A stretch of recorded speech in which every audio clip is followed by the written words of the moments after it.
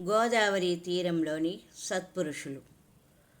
100 సంవత్సరాలు కలిస్తే ఒక శతాబ్దమవుతుంది. అలాగే సత్పురుషులు సాధుజనుల కన్నా 100 రెట్లు అధిక తేజస్సులు. వీరు నది మధ్యలోని మహాప్రవాహం లాంటి వాళ్ళు. ఇతర సాధుజనులందరూ నదిలోని చిన్న చిన్న అలల్లాంటి వాళ్ళు. ఈ పవిత్ర గోదావరిలో మొట్టమొదటి ప్రవాహ రూపంలో వచ్చిన సత్పురుషులు సనత్కుమారుడు, సనక సనందనులు మొదలైన వాళ్ళు. ఇది నిస్సందేహంగా నిస్సంశయం. ఆ తరువాత నారదుడు, తుంబరుడు, ధ్రువుడు, ప్రహ్లాదుడు, బలిచక్రవర్తి, శబరి, అంగదుడు, ఆంజనేయుడు, విదురుడు, గోపికలు మొదలైన వాళ్ళు ప్రభవించారు, అనగా జన్మించారు. ఇలా పూర్వకాలం నుండి ఈనాటి వరకు గడిచిన ప్రతి శతాబ్దంలోనూ వచ్చిన ఎన్నో వరద ప్రవాహాల్లాంటి సత్పురుష పరంపరను వివరించగల శక్తి నాకు లేదు. ఓ సాయినాథా, అదే వరవడిలో ఈ శతాబ్దంలో గోదావరిలో ఉప్పెనలా మీరు అవతరించారు. ఇది యథార్థం. ఓం శ్రీ సాయినాథాయ నమః. శరణాగతి. ఓ సాయి సమర్థ, అందుకే సకల పాపాలు నిర్మూలించగల నీ దివ్య చరణారవిందాలను నేను ఆశ్రయించాను. దేవా, నా అవగుణాలు పరిగణించి నన్ను నిరాదరించుకో, దయతో కాపాడు. ఓ దయామయ, దయాగణ సాయిదేవా, నేను దీనుణ్ణి, హీనుణ్ణి, అజ్ఞానిని, మహాపాపిని, దుష్కర్మాసక్తుణ్ణి, సకల దుర్గుణాలు ఉన్నవాణ్ణి అయినప్పటికీ నన్ను ఉపేక్షించుకు. దీనబంధు గ్రామ గ్రామాల నుండి వచ్చి తనలో కలిపే మురికి కాలువలను గోదావరి నది తిరస్కరిస్తుందా? పరశువేది ఇనుములోని దోషాలను పరిగణిస్తుందా? ఓ అనాథనాథ, నీవు పరశువేదివి, నేను పాపాత్ముడనని నన్ను విడువకు, నీ దరి చేర్చుకో. నాలో ఎన్నో కల్మషాలు ఉన్నాయి.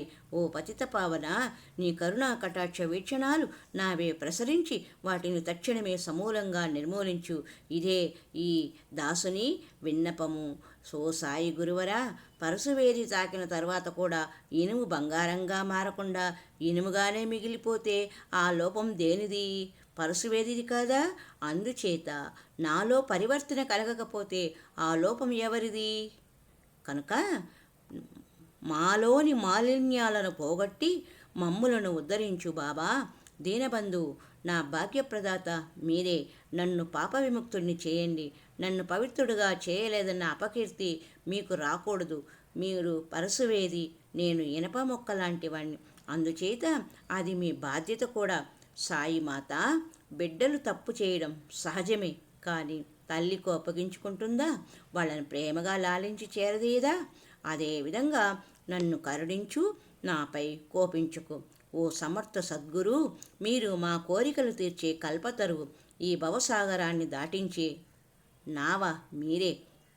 ఇది నిస్సంశయం. ఓ సాయినాథ, నీవే కామధేనువు, నీవే చింతామణివి, నీవే జ్ఞానాకాశంలో ప్రకాశించే భాస్కరుడవు, నీవే సద్గుణాలనిది, స్వర్గధామం చేర్చే సోపానం కూడా నీవే. ఓ పరమపావన పుణ్యపురుష, ఓ శాంతస్వరూప, ఆనంద నిలయ, విశ్వరూప, చిత్స్వరూప, పూర్ణావతార, భేదరహిత, జ్ఞానసింధు, వందనం.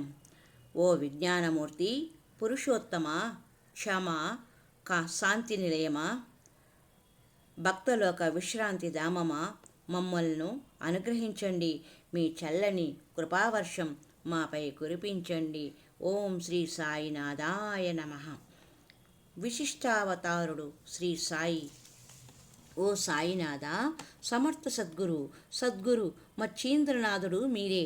మహాత్ముడైన జాలంధరుడు, నివృత్తినాథుడు, జ్ఞానేశ్వర మహారాజు, భక్త కబీరు, గోండా నివాసి శ్రీ షేక్ మొహమ్మద్ ఏకనాథ్ మహారాజు కూడా మీరే. ఓ సమర్థ సద్గురు, దామన్గాం నివాసి, మాన్కోజీ బోధల, సావతమాలి, సమర్థ రామదాసస్వామి, భక్త తుకారాము, సకారా మహారాజు, మాణిక్య ప్రభు కూడా మీరే. ఓ సాయినాథ, మీరు సకల సద్గురు స్వరూపులు. బాబా, మీ అవతార లక్ష్యం అనూహ్యం, మీ కులగోత్రాలు అతి రహస్యం, మీ చరిత్ర అగోచరం. ఓ సాయి కృష్ణ, నిన్ను కొందరు మహమ్మదీయుడు అంటారు, మరికొందరు బ్రాహ్మణుడు అంటారు. కానీ మీ నిజస్థితి ఎవరికి ఎరుక? ఆహా, శ్రీకృష్ణుడిలా పరమాద్భుత లీలలు ప్రదర్శిస్తూనే ఉన్నావు. ఆనాడు శ్రీకృష్ణుని గురించి కూడా ప్రజలు ఎన్నో విధాలుగా భావించారు. కొందరు యదుకూల భూషణుడని కీర్తిస్తే, మరికొందరు పశువుల కాపరి అని హేళన చేశారు. శ్రీకృష్ణుడు యశోదకు సుకుమార బాలుడు, కంసుడి పాలిట కాలయముడు, ఉద్ధవునికి ఆప్తమిత్రుడు, అర్జునుడికి పూర్ణజ్ఞాని. ఓ గురురాయ, అలాగే జనులు మీ గురించి కూడా ఎవరి మనోభావాల్ని బట్టి వారు భావిస్తూ ఉన్నారు. అందుకు తగినట్లుగానే ఫలము పొందుతూ ఉన్నారు. మీరు ఉండేది మసీదులో, మీ చెవులకు కుట్లు లేవు. నైవేద్యం సమర్పించేటప్పుడు తరచుగా ఫాతిహా చదువుతూ ఉంటారు. ఇవన్నీ చూసి కొందరు మిమ్మల్ని మహమ్మదీయుడు అన్నారు. ఓ కారుణ్యమూర్తి, మీరు నిరతాగ్నిహోత్రి, నిరంతరం దుని వెలిగించి ఉంచుతారు. మీ అగ్నిహోత్ర ఆరాధన చూసి మిమ్మల్ని హిందువుగా భావించడం కూడా సహజమే కదా. కానీ సాయిదేవా, ఎట్టి జాతి భేదాల భ్రాంతులు, శుష్క వివాదాలలో, తర్క వితర్క మాయాజాలంలో మునిగి తేలే తార్కికులకు మాత్రమే కానీ నిజమైన భక్తులు, భావ జిజ్ఞాసులు మాత్రం వీటికి ప్రాముఖ్యత ఇవ్వరు. వారు ఇలాంటి మాయాజాలంలో చిక్కుకోరు. ఓ సద్గురు సార్వభౌమ, నిజానికి మీది పరబ్రహ్మస్థితి. ఈ జాతి మతాలకు మీరు అతీతులు, మహోన్నతమైన జగద్గురుమూర్తివి. ఈ జగత్కర్తలు మీరే. బాబా, హిందూ ముస్లింలు పరస్పర స్పర్ధలను రూపమాపి సర్వమానవ సౌభ్రాతృత్వాన్ని పెంపొందించడం కోసం మసీదులో నిరంతరం దుని వెలిగించి అగ్నిహోత్ర ఆరాధన చేస్తూ అపూర్వ లీలా విలాసాలని ప్రదర్శించారు. భక్తులకు ఏకత్వాన్ని చాటి చెప్పారు. సాయిసా, నీవు కులగోత్రాలకు అతీతరువు, సత్స్వరూపివి. నీవు మా ఊహలకందని అవతారమూర్తివి. ఓ సాయి పరమాత్మ, తర్క వితర్కాలనే జోడు గుర్రాలపై స్వారీ చేస్తూ ఊహాతీతుడనైన నిన్ను చేరగలమా? తార్కికులకు అంతుపట్టని మీ నిజతత్వాన్ని వాక్కులతో ప్రకటించడం సాధ్యమా? అది శబ్ద పరిధికి మించినది. అటువంటప్పుడు నా ఈ మాటలు నిలవగలవా? అందుకు సంపూర్ణ భక్తి విశ్వాసాలు మాత్రమే సాధనాలు. ఓం శ్రీ సాయినాథాయ నమః. ప్రశంస. ఓ తేజస్వరూప, మీ సన్నిధిలో భావ పరంపర పెళ్ళుబికిరాగా మౌనంగా ఉండలేక పలుకుతూ ఉన్నాను. వ్యవహార సరళిలో స్తుతించడానికి సాహిత్యంలోని పలుకులే కదా సాధనాలు. అందువల్ల నిన్ను కీర్తించే ఈ పదజాలమే పవిత్ర స్తుతి సాహిత్యమై స్థిరస్థాయిగా నిలుచునుగాక. బాబా, అందుచేత మీ అనుగ్రహం వల్ల లభించిన కవితాశక్తితో నా శక్తి కొలది మిమ్మల్ని సదా కీర్తిస్తూనే ఉంటాను. సత్పురుషులు ఎంతో ఉన్నతులు. వారు దేవతల కన్నను శ్రేష్ఠులు. ఎందుకంటే వారికి తన పర అనే భేదభావం ఉండదు. వారు ఆశ్రితుల ఎడ ఎలాంటి తారతమ్యం చూపించకుండా వారిపై కరుణరసం కురిపిస్తారు. హిరణ్యకశిపుడు, రావణాసురుడు మొదలైన వాళ్ళు దేవతల్ని ద్వేషించారు.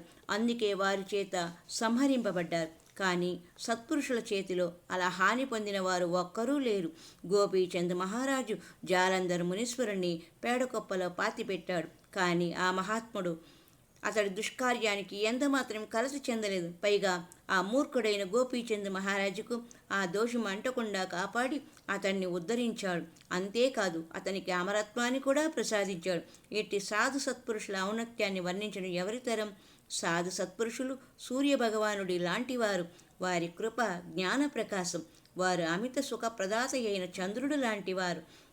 వారి కరుణ చల్లని వెన్నెలలా ఆహ్లాదభరితం. సాధు సత్పురుషులు పరిమళభరితమైన కస్తూరి లాంటివారు. వారి అవ్యాజ కరుణా సుగంధంలా పరిమళిస్తుంది. వారు ప్రపూర్ణమైన చెరుకు గడ లాంటివారు. వారి దయ అత్యంత మధురం. వారు దుష్టుల యందు శిష్టుల యందు కూడా సమభావం కలిగి ఉంటారు. అంతేకాదు, పాపాత్ములపై మరింత దయ కలిగి ఉండడం వారి సహజ గుణం. ఓం శ్రీ సాయినాథాయ నమః. ఓం శ్రీ సాయినాథాయ నమః. ఓం శ్రీ సాయినాథాయ నమః.